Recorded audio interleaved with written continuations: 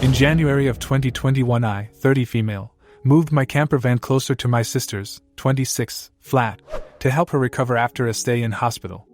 She had been struggling and was not happy in life, so my goal was to care for her and raise her spirits, while helping her organize and stabilize her life.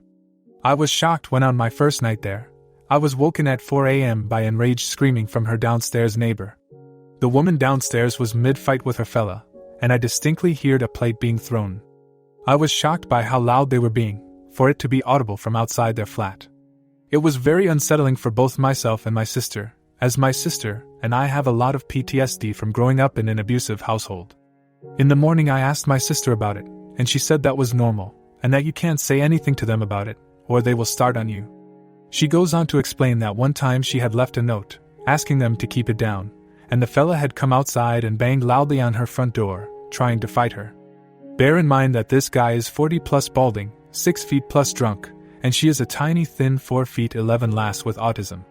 This pissed me off big time, but not nearly as much as when sister admitted that one time, she had been crying to herself in her flat, and the downstairs neighbor decided to call the police on her for it as revenge for asking them to keep it down. Naturally, I was completely done at this point. So like any good admin lady, I got to work. I opened a complaint with the housing association and logged every incident of violent drunken behavior that took place. They, as expected, were reluctant to do anything at all, and told me to just call the police if it got bad. I remember thinking to myself, I can't see us needing the police. But I was wrong. Some nights their fighting was so intense I had to anonymously call the police and report the DV, for her own safety. This, and the letters that started arriving from the housing association put me on their radar, and soon things got worse. They were in trouble for the noise, the state of their flat, fly tipping rubbish on the corner, an out-of-control dog that attacked my cat, threatening me, threatening sister, spitting on her door, trying to steal her cat, trying to run over my cat, banging on the door and making threats, playing loud music to keep sister awake on college nights, and so much more. The police started being called a lot, and it was getting so stressful. I was starting to regret making that first complaint. But the rest of the neighbors were on our side, as it affected them just as much. I felt supported by them, and decided to just keep pushing and demanding a solution. I knew eventually the council/housing association would cave in and either rehouse my sister, or, better yet, rehouse the neighbor. By autumn 2022 things had reached boiling point. I installed a Ring doorbell in January 2022 for parcel deliveries, but it ended up being the silver bullet that took the crazy woman down. A multi-agency meeting took place over Teams, and they finally upped the pressure on the neighbor after I presented my evidence to them. I remember crying after that meeting, as I left it feeling that they didn't think we had enough to push for an eviction. I was even criticized for having not called the police enough to support my harassment claim. But I gave them my flash drive full of reports anyway, and hoped they would at least look at them. Not all was lost though. The neighbor's fellow was told not to attend the property again, and the hope was to distance them, so she could get her life together. She had been given multiple welfare meetings to try and turn her behavior around, and they tried to support her by offering ways to dry out and pick her life up.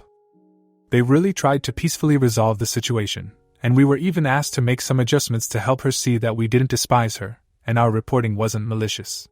We just felt unsafe and she was being loud, messy, and a nightmare neighbor. But this woman just didn't care. She continued to let her partner back at the flat, and they inevitably fought. The police were called twice in a 24-hour period, and I wasn't even the one to call. The shouting was so bad, another neighbor called them. After the police left on the second time, she took a small bag of stuff and left. Then, silence. Days went by and nobody saw or heard from either of them. After a week, I still waited with bated breath for the return of the crazy and all of her bullshit. But it never came. And now it never will. By week 3 we had started to relax, assuming she had finally gone to rehab or was hiding out somewhere safe. Nobody on the street knew where she had gone, and it was uncommonly calm on the block. And then I get the first call. Friday. It's the police, informing me that they have reviewed the mountain of evidence I provided and they are keen to go for a harassment charge all of a sudden. Now anyone who has endured harassment will tell you how flipping hard it is to prove. So I was happy we were finally being listened to. I was even praised for how detailed and professional the reports were. But wait. It's not over yet. We know full well that the housing association needed the harassment charge to get her removed from the property. So without even being told, we knew what was coming next. She would likely be told she is being evicted, and our problems would all soon be over. Monday, I get a call telling me a flat is available on the block if I'm interested. They know my situation, and living outside in a Ford Transit van isn't ideal. I'm sent the paperwork to apply and fill it in. I'm at this point feeling bad. If I'm housed in her flat, I'd feel guilty for having been the force behind her removal. Yeah, I know, it's her own fault, but you can surely understand why I would feel so weird about it. So imagine how we felt when this happened. Tuesday, email from the lovely chap at the housing association, asking if we had heard about neighbor. I misunderstood the email and thought they had asked if we had heard from her. And I email back explaining nobody had seen her in nearly a month. He replies, Adult Services reported to us this morning that neighbor had passed away last night. I start bawling. I cry, what have I done? That woman drove us absolutely mad, and she was a horrible person. But she did not deserve to delete. I'd wished for the day when I'd see her being evicted. I had joked about sitting outside with a beer on the lawn. But not once had I considered she might delete. While I'm not currently aware of how she passed away, I do know that on the Monday she'd been in a meeting with social services, police, and the housing association. They likely told her about the charge and her inevitable eviction. She and her scruffy fella seemed to have gone out, and just took too much. I don't think it was self-uninstall, as the officer we had been dealing with came round on the Wednesday to tell us he was naturally dropping the charges. I expressed guilt, and he told me it was inevitable when that much hugs and alcohol are involved. I'm heartbroken. I know it's not the case, but it feels like this is my fault. I never thought for 1 second a woman as selfish and blind to the impact she had would let this happen to her. We have left flowers by her door, and for the first few nights after she passed I lit candles for her. I'm sad that she never took the help offered. Because if she had stayed away from her fella, and tried to slow down on the drink and hugs, she might have had a chance. Story 2, Leave me for dead? I'll destroy your fraternity. After high school ended I was in a pretty bad place mentally, so I decided to make some extremely unwise decisions during my first year of college. I was basically always on something in order to keep what I later realized was severe depression at bay. For a variety of misplaced reasons, I also decided to join a fraternity. It was a convenient way to keep getting the things I thought I needed at the time, but mostly I just craved human connection in a way that I thought being a brother would bring. Well, I didn't see it for a while, but I was wrong. The fraternity had a house on campus that was allocated to them, but it might as well have been off campus because of how crazy the parties were. Campus police would rarely pass by, let alone come in, no matter how much noise was being made. Still, that made it the perfect place for me. I could let loose and escape the sadness that followed me around during the day without being bothered, and the people there seemed to like me well enough that they at least tolerated my being around so often. At first it was just official parties on the weekends, and then every weekend, Thursday nights, Wednesday nights, until at one point I was spending hours drinking there every night of the week to hide from myself. Before I knew it, my first semester was over and the shallow friendships I had made through the bonds of getting ridiculously fucked up had started to pay off. Or so I thought. They told me they'd be extending an offer to be a pledge next semester. For those that don't know, pledging is a process that lasts, for this particular chapter of this fraternity, 1 semester, and is something that you have to go through to officially become a member of a fraternity. I was ecstatic. My second semester rolls around and I'm given the invitation in traditional, stupid, ritualistic fraternity fashion. Once again, I was ecstatic. The thought that I was actually wanted and valued by these people, who I thought had it all figured out, felt like it would be the highlight of my year. I never really fit in with most members of the fraternity, because other than excess consumption of drugs and alcohol we didn't really have much in common, but I started to look up to these guys. While most of my time there passed me by in a haze of my own creation, the moments that I remembered made them seem like kind, cool, and genuine people. Although most of my friendships during that year were with the people from this particular fraternity, I had made some friends in my own dorm hall as well. One night after pre-gaming in someone's dorm, I was happy for any excuse to start drinking at 3 p.m. A couple girls came up to me. They asked why I was pledging at that particular frat, given its reputation. Why someone as nice as me would want to be around people like that. I asked what they were talking about, and they told me that particular frat house has a reputation as a place where girls shouldn't get too drunk, trying to be as non-graphic as possible here. I told them that it must be a rumor that started because of guys who already graduated, because there was no way any of the brothers I knew would ever do something like that. I second-guessed my sense of belonging for the first time that night, but was too starved for human connection to seriously consider that I might not be making the best choices. Still, a small crack had formed in the facade I had built around these people. Another night, I overheard a couple of the brothers talking when I woke up to use the bathroom, talking about how they desperately needed members to keep the house and how it was a shame that they had to let me become a brother at the end of the semester because they'd normally never let someone like me in. Fine, I thought, that's how these three feel, but most of the others like me and actually want me here. Wrong. But my life was in pieces before I got to college, and I was so desperate for friends and a sense of belonging that I was willing to rationalize anything to keep the lie going. One night, while doing a traditional, stupid, ritualistic fraternity event, consuming copious amounts of alcohol to the point serious risk, for brothers and pledges only, I did what they expected of me and, well, consumed copious amounts of alcohol to the point of serious risk. For anonymity's sake, I won't describe the event for privacy's sake, but I was in and out of blacking out for a while until a certain point when I stopped remembering anything. Over the years, though, some things have come back to me as I've tried to process this experience. I have flashes of being turned over and someone holding my head so I throw up in a trash can and not myself or the chair I was on. There's a slideshow of me fall walking down half the stairs. One of the last things I remember is asking to stay the night in one of the brothers' rooms because I knew, somehow, that I was ridiculously drunk, didn't want to get caught when going back to mine. He said no. He was my closest friend there. It should have been clear to anyone around that I wasn't safe, but these guys were still giving me shitty light beer instead of water because it's basically the same thing. I'll never get that line, or the laughter that followed, out of my head. Instead of getting me help, or even just letting me stay there, one of the brothers just took me back to my dorm. Luckily for me, an RA saw me being brought in essentially over his shoulder and felt like I was in danger, so she called for help. Even after all these years, the last thing I remember from that night is answering a knock at the door of my dorm. When I woke up in the hospital the next morning, I was told that I could have died. They described how I acted, and it was clear to me after just hearing about it that I was in danger. My BAC, blood alcohol concentration, was at 0.37, and there was somehow still more in my stomach that I hadn't thrown up before they pumped it. For reference, alcohol poisoning can cause death and generally shows up around 0.30, while 0.40 is potentially fatal on its own because your heart or lungs can just stop working.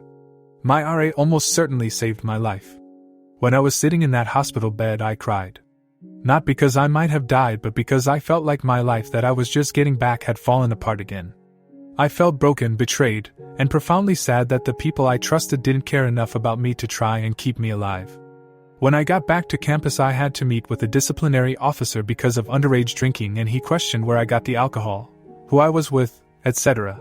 But apart from that, I just followed my usual routine that I was accustomed to. It was the weekend, so I went down to the frat house. I still don't know why, really.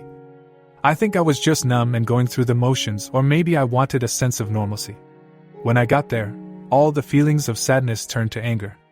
As I told them what happened, the people that I half-heartedly expected to be happy to see me were more concerned about what I might have said to the disciplinary officer than the fact that I was alive. They were wrong to do that, for the record, because I covered their asses completely. But I was livid. These people were supposed to be my brothers. How dare they leave me for dead? How dare they feign concern for me when all they really want is to protect themselves? I made an excuse, that I had just wanted to update them but was tired and still recovering, so that I could go back to my dorm. I stewed in anger and resentment for hours. I thought about all the things I had experienced, all the warning signs, and I made a plan. First, I set up a new email account and got the faculty email for the head of the disciplinary committee, calling him committee head now. Full title is annoying to type out every time, a guy who apparently really hated the presence of fraternities on campus housing. I told him I was a student who had information about crimes committed by the members of this particular fraternity, and wanted them gone, not just from their house but from the school. I also talked to one of the girls who took me aside in my dorm, one I felt I could trust, and asked if she or anyone she knew had experiences, names, anything. She wasn't willing to step forward personally, but she knew someone who was and helped me get in touch. 3 days later, I met with the committee head at 4 a.m. in someone else's office. I didn't want to be seen because I didn't want anyone to know what was going on or have any heads up. I asked him what he needed to take their house, and he told me. He amended the report I gave to the original disciplinary officer to include 2 accidental mentions of a particular relatively uncommon alcohol, one this fraternity always uses for their traditional, stupid, ritualistic, fraternity-only drinking events. For what it's worth, that alcohol was actually present, so it wasn't exactly a lie. Apparently just that much was enough for an investigation and wouldn't need me to be involved any more than I already was, which was something I insisted on. The investigation merely being opened was also enough that one anonymous tip-off, say, where certain quantities of certain drugs were likely to be hidden within the frat house, was also enough for campus police to come knocking with real police in tow to tear the place apart if enough was found the first time. Remember, the house is owned by the school, so as long as the school gives the police permission to search, and they have enough reason to, they're good to go. I also got him in contact with the brave girl who was willing to come forward with her story. I don't know if she ever got real justice, but I do know that one member of the frat suddenly dropped out between the first time I met with the committee head and when the police came. I hope she did. I made myself scarce around the frat house for a month or so with the excuse that I needed to stop drinking. I didn't stop, at least at that point, but I needed some reason for my distance. Even though I wasn't around as often as I once was, I did spend enough time there to put various amounts of hugs in places that people wouldn't look until the time was right. I've never been a rich guy, so it wasn't much, but pretty much every other room had enough for a minor possession charge thanks to my generosity. When the house eventually got flipped and the hugs were found, I dropped out because despite my best attempts to hide it, at that point most of the brothers were keeping me at arm's length and looking at me with suspicion. It was near the end of the semester anyway, and I had gone from doing fairly well in my first semester to failing most of my classes in the second, so I thought it was probably for the best. I still got to see some of them get dragged out of the house in handcuffs. It was worth it. When it was all said and done, the frat house was essentially raided twice. At least 3 of the brothers dropped out while facing serious possession charges that I had nothing to do with. Those were their hugs, and the rest of them had to separate, moving into other dorms or already scarce off-campus housing when the fraternity was banned by the school from ever having an official on-campus house for the next decade. Many of them also got minor possessions charges on their own or thanks to me.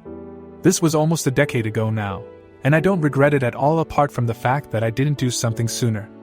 Eventually I got help for my mental health and no longer abuse hugs or alcohol to cope with pain. I also transferred away from that crappy hellhole of a school with just the one good semester on my transcript, though I never did get around to finishing my degree because I spent years in a self-destructive spiral and all my money on therapy to pull myself out. I just hope what I did made it at least slightly less likely for others to be in danger, one way or another, and that all the people who deserved it got what was coming to them. The pessimist in me doubts it, but I like to think that they did. At the very least, I know that fraternity doesn't have any presence at my former school anymore. Seems like it's kind of hard to get new recruits when you lose the only thing you had going for you and your already crappy reputation gets worse.